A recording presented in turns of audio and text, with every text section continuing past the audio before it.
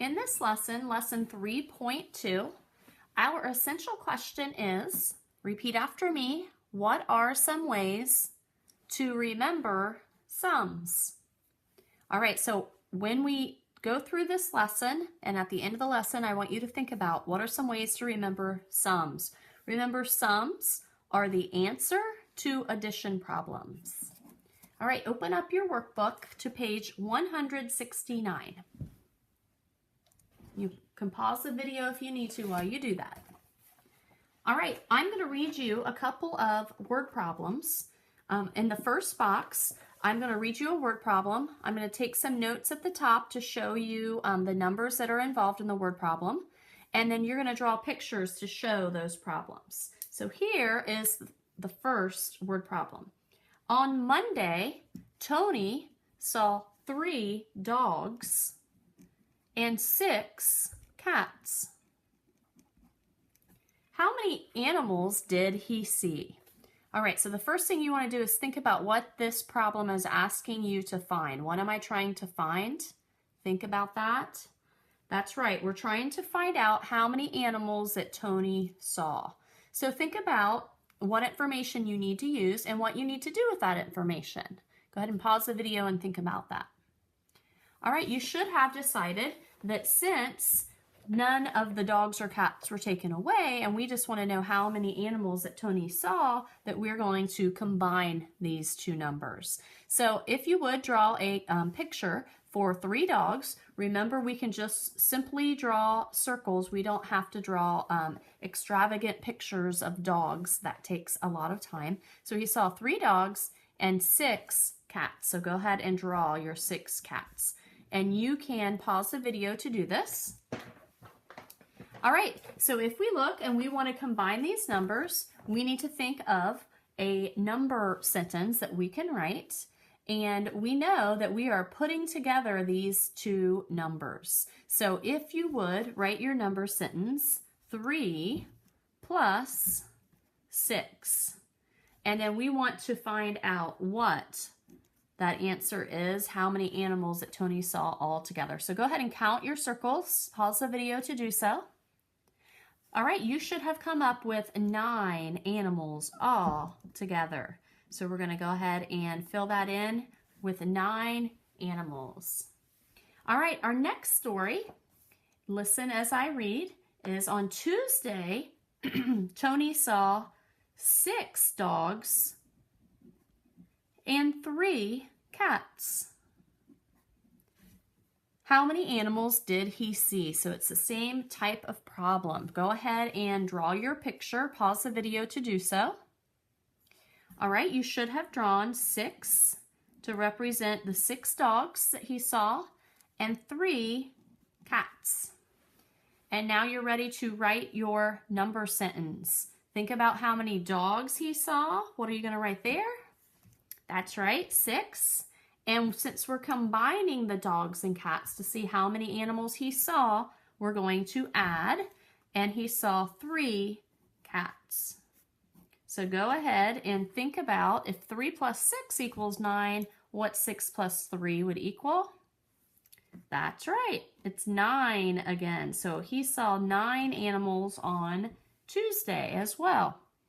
All right, what I'd like you to do now is to open up your YouTube journal, and I want you to explain how these two problems are alike, and then explain how they are different. Make sure that you write our lesson number, lesson 3.2, at the top of your YouTube journal. And again, explain how the two problems are alike and how they're different. Go ahead and pause the video to do that. All right, go ahead and turn the page. And you should be looking at page 170. Before we get started at the top of this page, I would just like to recap what we did in lesson 3.1. We talked about the doubles facts, and we talked about the importance of learning those doubles facts because that will allow you to learn lots of other problems fluently.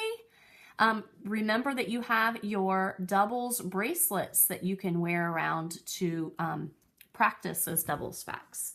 So if you look Our strategy was to use doubles facts to solve near doubles. So this is our near doubles strategy. So remember, near doubles facts are numbers that come right next to each other when you count. So this first fact is an example of a near doubles fact that has a smaller addend first. So we have 3 plus 4. So if we are to double the lower addend, the smaller addend, we know that 3 plus 3 would be doubling it, but we know that 4 is one more than 3. So we know that we're really going to be doubling 3 plus 3, which is 6, and adding one more, and that would be 7. So therefore, we know that 3 plus 4 is 7. All right, the second example I have is a near doubles fact. Again, they come next to each other when you count. And I have put the larger addend first, although it doesn't matter which order they appear. You can choose, remember, to double the lower, the smaller addend, or the larger addend. In this case, we're going to double the larger addend. So 4 plus 4, we know that would equal 8. But in this case, the 3 is one less than the 4. So it's like saying 4 plus 4 minus 1. So if we know that 4 plus 4 equals 8, we know that 4 plus 3 is one less than that, which would be 7. So that was a recap of our strategy we did yesterday. And I would like to remind you of a strategy that you've learned in the past. I think most of us know this. And this strategy is the plus 0 strategy.